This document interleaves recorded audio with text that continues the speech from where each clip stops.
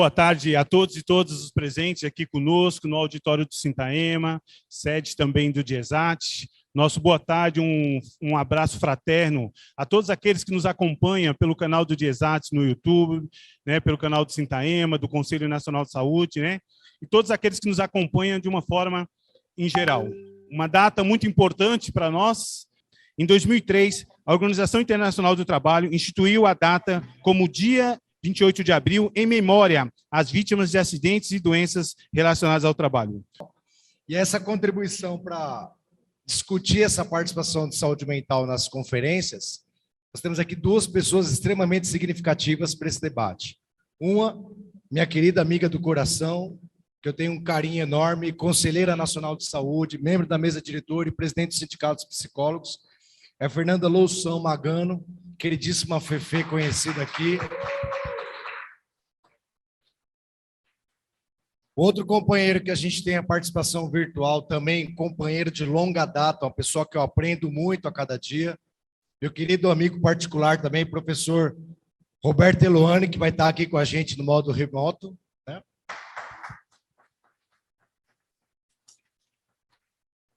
Por favor, Fefe.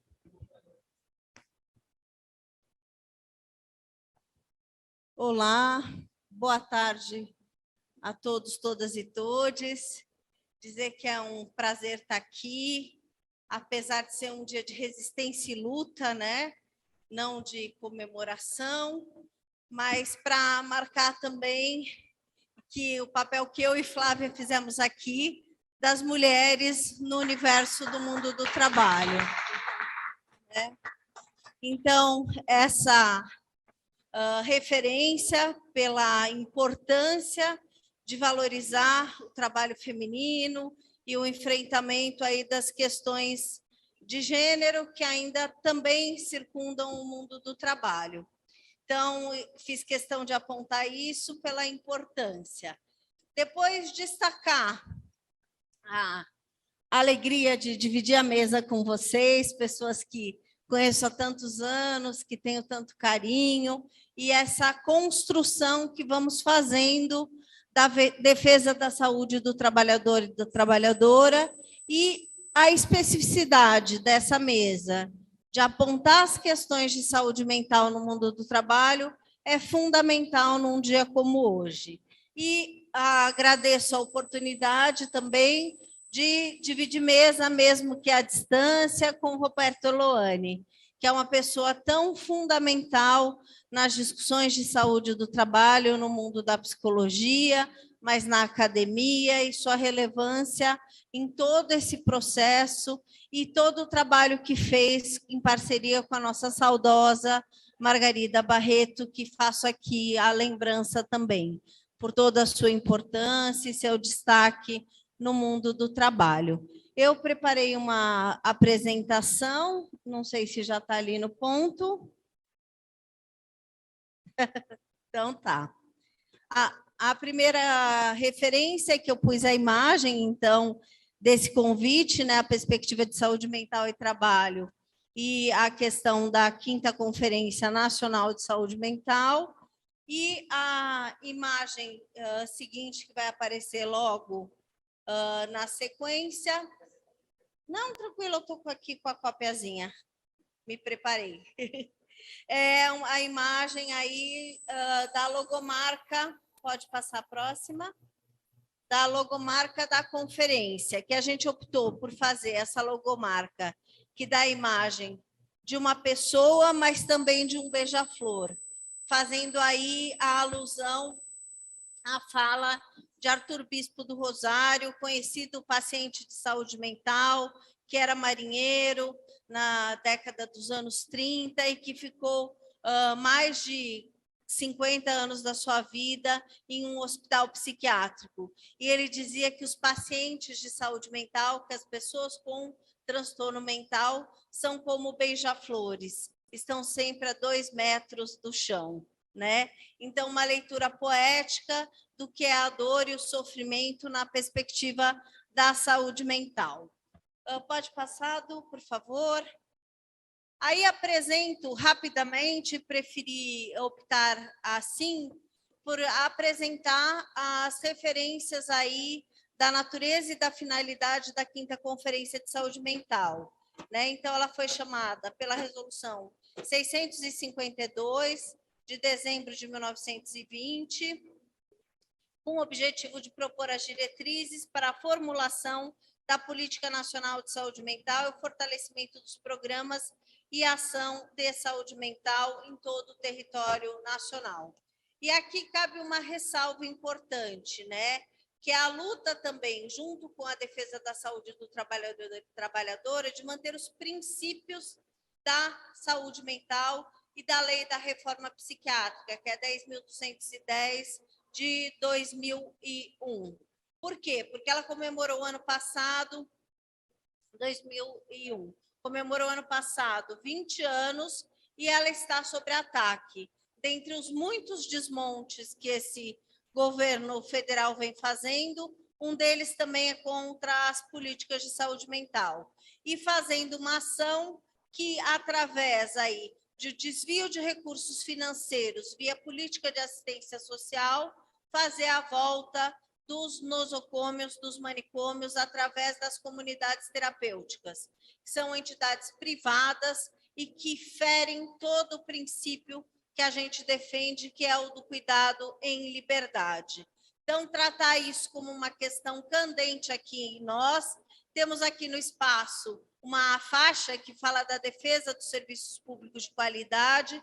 Então, a luta dessa conferência é pela manutenção dos serviços públicos de qualidade e a interface entre os serviços públicos de cuidado em saúde mental, então a RAPS, a Rede de Atenção Psicossocial, e também a RENAST, né? E como a gente pode fazer casamentos, interfaces e os apontamentos necessários para a política de saúde do trabalhador.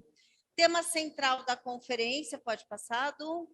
É a política de saúde mental como direito pela defesa do cuidado em liberdade, rumo a avanços pela garantia dos serviços de atenção psicossocial no SUS. E o seu eixo principal é fortalecer e garantir as políticas públicas, o SUS, o cuidado em liberdade e o respeito aos direitos humanos, que está subdividido em 4 eixos e seus subeixos. Destacar, então, aqui as palavras-chave, né? Cuidado em liberdade, o SUS e a referência dos direitos humanos. E a política de saúde do trabalhador e trabalhadora é também uma defesa dos direitos humanos. Vamos aos eixos, então. O cuidado em liberdade como garantia de direitos humanos e cidadania, a gestão do financiamento, formação e participação social na garantia de serviços de saúde mental, a política de saúde mental e os princípios do SUS, universalidade, integralidade e equidade, e os impactos na saúde mental da população e o desafio psicossocial durante e pós-pandemia. E os nossos subeixos estão à disposição depois para consulta, essa apresentação fica à disposição para ser divulgada nas páginas também. Pode passar aí. A resolução 68 alterou os nossos prazos de realização. A princípio, a etapa nacional seria agora em maio, porque 18 de maio é um dia tradicional para a luta antimanicomial, né? O Dia Nacional da Luta Antimanicomial. E agora a gente transferiu essa etapa nacional para 8 a 11 de novembro, para garantir que os estados pudessem realizar suas etapas municipais, estaduais e as regiões, as macroconferências, de maneira adequada, já que no início do ano tivemos aí um enfrentamento de muitos problemas de emergências e desastres, as situações de alagamento e as dificuldades de alguns estados cumprirem aí os prazos. Então, por isso, essa alteração no calendário. E aí a gente tem o regimento e o regulamento e o documento orientador, que conta um pouco a história da luta da saúde mental no nosso país, disponíveis nos links que depois serão visitados. E toda a legislação pertinente aí ligada ao controle social para a realização dessa conferência também à disposição de vocês. E agora fazer a correlação, então, desse dia de defesa e de luta, né, contra os acidentes de trabalho, pela garantia de saúde, saúde mental. A gente vive hoje um momento em que também a defesa da saúde do trabalhador e da trabalhadora e essa garantia de direito de todos e todas e dever do Estado também está sob ataque, né?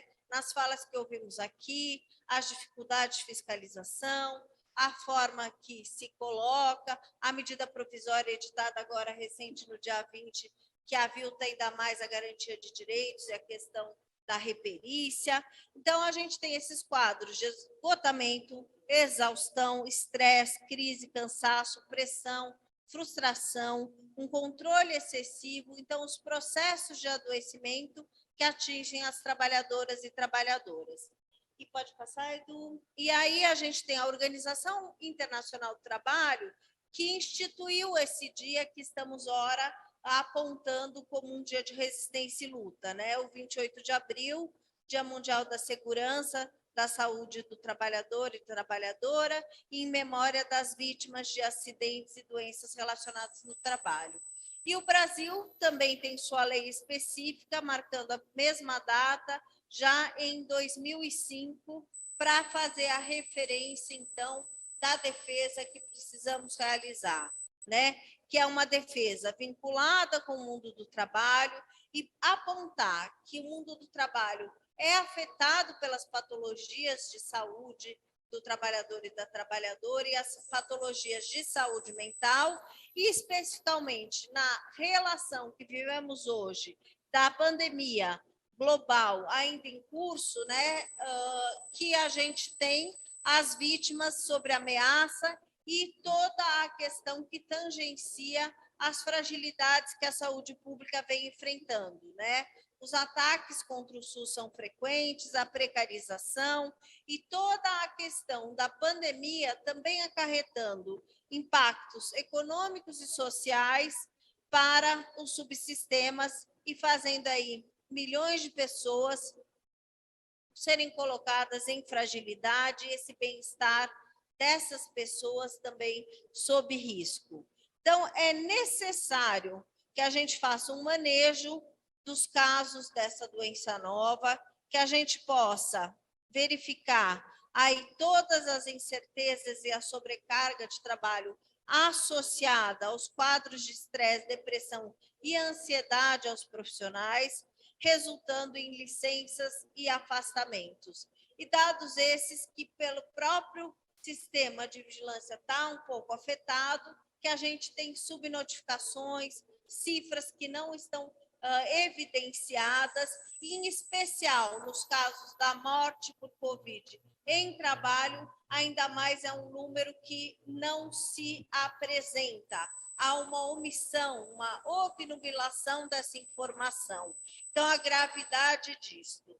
E apontar que a parceria, então, da CISM, a Comissão Intersetorial de Saúde Mental, com a CIST, é fundamental, né? A CIST já falada aqui, apresentada pelos meus colegas, mas fiz questão de referenciar que ela é estabelecida na Lei Orgânica da Saúde, a 8080, que ela vai ter todo o propósito de assessoramento aos conselhos e fala sua instalação obrigatória e indispensável aos conselhos de saúde. A importância de termos aqui, hoje, nesse dia, tanto Jacildo como Fernando Pigato, que tem feito essa luta, mas também minha companheira Ruth, Guilherme, adjunta na comissão, e agora toda a transição que provavelmente será feita para a Madalena, então a presença das mulheres no controle social do SUS e na Comissão Intersetorial de Saúde do Trabalhador e da Trabalhadora. E essa referência de que é uma comissão dos conselhos de saúde, ela tem uma função que ela vai instruir a mesa diretora de cada conselho específico e, a partir, então, da mesa do conselho e do pleno do conselho, tem, sim, um caráter deliberativo. E esse precisa ser respeitado. E apontar que hoje há muitos desafios para as comissões intersetoriais e para todo o trabalho a ser realizado pela Renast, pelo Serestes, porque porque na pandemia ocorreu um aumento global de transtornos em saúde mental relacionados ao trabalho e que são agravados com as perdas de direitos da classe trabalhadora, as mudanças no modelo de produção existentes, que cada vez mais precarizam as relações de trabalho. E ainda mais, durante a pandemia de Covid-19, afeta o modo que o trabalhador e a trabalhadora se relacionam com o seu trabalho. Então, destacar isso é fundamental, porque a gente vem de um desmonte desde 2016 com o golpe, vem de ataques ao SUS, vem de situações de precarização no mundo do trabalho com a reforma trabalhista. E essas coisas se somam agora com as condicionantes da pandemia. Por isso, temos que fazer uma luta coletiva pela saúde pública. Essa luta passa pela defesa da saúde e a importância da coletividade, do engajamento em estratégias de enfrentamento da pandemia, mas que vão além das questões de prevenção e do autocuidado, ou seja, não podemos imputar a responsabilidade desses processos individualmente. A questão do nexo causal está colocada e a defesa da saúde pública para o fundamental. Então, defender a saúde pública, o SUS e as entidades que lutam por direitos trabalhistas, essa organização coletiva na luta pelos direitos humanos, tem papel fundamental, importante no apontamento das perspectivas futuras do cuidado e também na questão da solidariedade, fundamental para a produção do bem-estar. Então, vamos contextualizar. Muito obrigada. O sofrimento historicamente, geograficamente e materialmente, porque isso vai nos trazer mais possibilidades de planejamento das políticas e estratégias de intervenção que tratem a questão como deve ser tratada, coletiva e publicamente. Perceber a saúde como algo de responsabilidade, além da responsabilidade individual, e que por si só será, então, uma estratégia de bem-estar. Então, apontar a necessidade do cuidado coletivo, das políticas públicas e desvelar as armadilhas que vão sendo colocadas através de assédio moral no cotidiano do mundo do trabalho, tentando responsabilizar os indivíduos por seu processo de adoecimento. E, então, apontamos que a políticas de saúde mental no SUS e no mundo tem uma história relacionada à luta antimanicomial, ou seja, o cuidado em liberdade contra os manicômios. E temos que fazer essas ações a fim de assegurar e ampliar os direitos de cidadania. Essa política de saúde mental no Brasil, na perspectiva da luta antimanicomial, teve seu desenvolvimento estreitamente associado à criação do SUS, do Sistema Único de Saúde, em que, no impulsionamento pela mobilização popular, trabalhadores e trabalhadoras, diante das mudanças sociais e culturalmente estabelecidas nesta sociedade, vão fazendo um período de redemocratização desse país.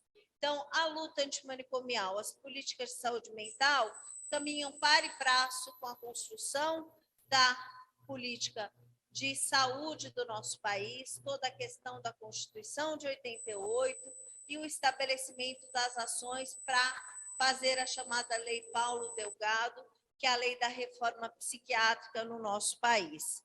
Portanto, temos que reafirmar o Sistema Único de Saúde, SUS público, 100% estatal, sobre a gestão direta do Estado e exigindo ampliação de serviços substitutivos que compõem a rede de atenção psicossocial antimanicomial, a RAPS.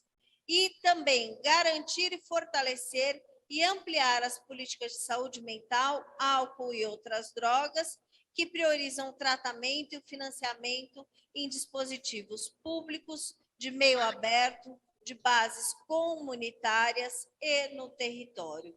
E aí toda a correlação da política de álcool e drogas também e nas situações de mundo do trabalho, onde temos o efeito dessas questões também atrapalhando o cotidiano do trabalho. E precisa um olhar sobre isso, debruçado e atento na perspectiva de fazer as questões do cuidado para a saúde mental.